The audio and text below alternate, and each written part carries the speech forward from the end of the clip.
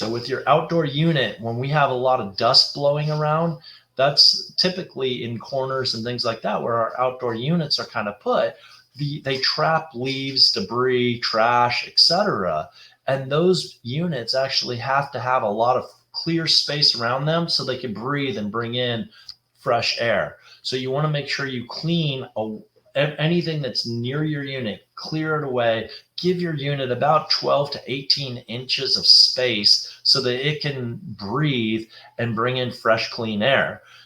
So cleaning around your outside unit, especially after a dust storm where you know that you just have a lot of debris and things like that, make sure that your outdoor unit is clean and clear, and then you can also water it down. When we do our watering it down, we'll take some of that dust and either push it down to the bottom or get it away from the fins, making sure that they can actually breathe and allow air to flow through that outdoor system.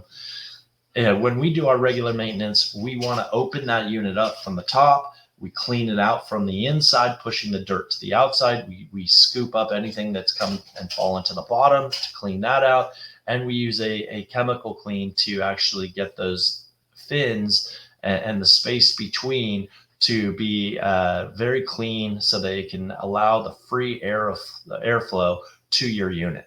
So that's what we do, and that's what you should be able to look at to keep your system cool and efficient during the summer and after a dust storm.